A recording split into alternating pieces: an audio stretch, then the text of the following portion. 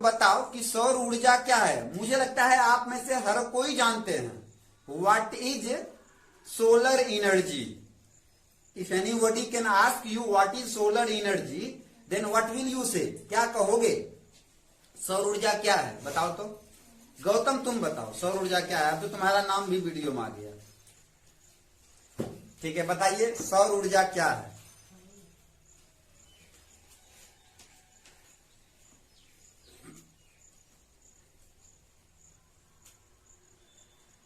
सूर्य के द्वारा प्रकाश जो पड़ता है मतलब इसे सौर ऊर्जा कहते हैं। कुछ कुछ सही है, मिलता जुलता है, परफेक्ट नहीं कह सकते हैं। चलिए और कोई। सौर ऊर्जा क्या है? बैठिए। आदित्य कुमार बताएगा सौर ऊर्जा क्या है। बताइए आदित्य। सूर्य के प्रकाश से मिलने वाले ऊर्जा को सौर ऊर्जा कहते हैं। बिल्कुल सही। सूर्य के प्रकाश से मिलने वाली ऊर्जा को सोलर एनर्जी कहते हैं, सौर ऊर्जा कहते हैं। क्लियर? कोई दिक्कत? जैसा कि इसके नाम से ही पता चल रहा था। हाँ, अब एक चीज मैं आपको बता देना चाहता हूं। वैसे तो यदि आप लोग जानते होंगे तो अच्छी बात है कि ऊर्जा क्या है। ऊर्जा क्या है?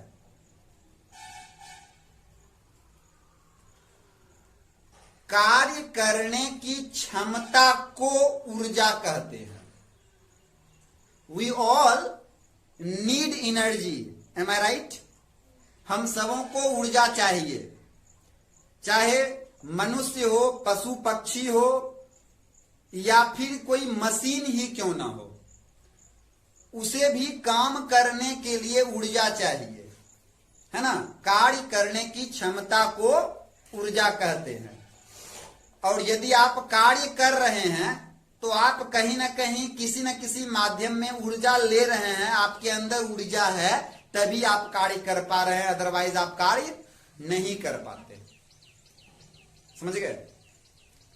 तो ये क्लियर हो गया ऊर्जा क्या है। कार्य करने की क्षमता को ऊर्जा कहते हैं। अब एक महत्वपूर्ण प्रश्न है, ऊर्जा संरक्षण किसे कहते हैं? ऊर्जा संरक्षण का सिद्धांत क्या है? आप में से कोई जानते हैं तो हाथ खड़ा कीजिए। ऊर्जा संरक्षण किसे कहते हैं?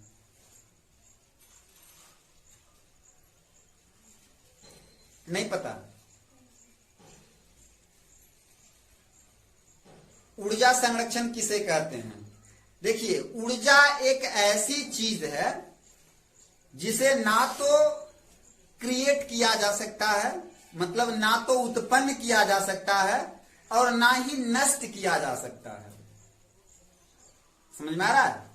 ऊर्जा को ना हम उत्पन्न कर सकते हैं ना हम नष्ट कर सकते हैं। आपको लग रहा होगा कि सूर्य से ऊर्जा उत्पन्न होती है, लेकिन ये गलत है। सूर्य से या बिजली के बल्ब से या मोमबत्ती से ऊर्जा उत्पन्न नहीं होता है। ऊर्जा का केवल रूपांतरण होता है। वो एक रूप से दूसरे रूप में बदलते रहते हैं। इसे ही ऊर्जा संरक्षण का सिद्धांत कहा जाता है। समझ गए? ऊर्जा संरक्षण का सिद्धांत किसे कहते हैं? ऊर्जा को ना तो उत्पन्न किया जा सकता है ना नष्ट किया जा सकता है। यह केवल एक रूप से दूसरे रूप में बदलते रहता है। ठीक है? उसका रूपांतरण होता है, जिसे ऊर्जा संरक्षण कहते हैं। ठीक है? एग्जाम्पल के द्वारा मैं आपको बताता हूं। जैसे हम लोग बिजली का बल्ब जलाते हैं, बिजली का बल्ब देखे हैं ना, तो वहां ऊर्जा का रूपांतरण हो रहा है। कैसे और किस प्रकार हो रहा है? देखिए, वहां पे विद्युत ऊर्जा से उष्मा ऊर्जा में या प्रकाश ऊर्जा में उसका रूपांतरण हो रहा है। बल्ब हम लोग जलाते हैं क्योंकि हमें प्रकाश चाहिए, तो बिजली की सहायता लेते हैं। ऊर्जा तो ऑलरेडी, विद्युत क्या है? एक ऊर्जा का स्रोत है ना। तो विद्युत ऊर्जा को बदल रहे हैं किसमें? प्रकाश ऊर्जा में, उष्मा ऊर्जा में। हीटर है ना, हीटर हम लोग यूज करते हैं घरों में, उसको भी हम विद्युत ऊर्जा को उष्मीय ऊर्जा में बदलते हैं। शादी विवाह में आप जनरेटर चलते हुए देखते हैं। जनरेटर में क्या होता है कि एक इंजन के आगे डायनेमो लगा हुआ होता है, और उस डायनेमो का काम है यांत्रिक ऊर्जा को विद्युत ऊर्जा में बदलना, यांत्रिक ऊर्जा को विद्युत ऊर्जा में बदलना। ऊर्जा मुख्यतः दो प्रकार के होते हैं, एक गतिज ऊर्जा, एक स्थितिज ऊर्जा। स्थितिज ऊर्जा ये समझिए, ये गतिज ऊर्जा क्या है? गतिज ऊर्जा वो है जब हम किसी वस्तु, किसी पिंड की गति से, ठीक है, उसकी गति से जब ऊर्जा को हम रूपांतरित करते हैं तो वो गतिज ऊर्जा कहलाता है। और जब किसी वस्तु के आकार या स्थिति से ऊर्जा का रूपांतरण होता है तो उसको हम स्थितिज ऊर्जा कहते हैं। बात समझ में आ गया? इसके आगे फिर इसको अलग क्लासिफिकेशन इसका हुआ है, क्लासिफाई इसको किया गया है, लेकिन मुख्य ये दो होते हैं। ठीक है। सूर्य के अंदर या मोमबत्ती में भी कहीं ना कहीं रासायनिक अभिक्रिया होता है। आपको पता है कि सूर्य जो ऊर्जा का एक बहुत विशाल भंडार है, क्योंकि उसके अंदर एक नाभिकीय विस्फोट, एक रासायनिक प्रक्रिया होते रहता है जिसमें हाइड्रोजन और हीलियम गैस के परमाणु टूटते रहते हैं, जिसके विस्फोट से बहुत अधिक मात्रा में एनर्जी रिलीज होती है जो प्रकाश और ऊष्मा में परिवर्तित होता है। बात समझ गए? तो कहीं ना कहीं वहां भी ऊर्जा का रूपांतरण हो रहा है।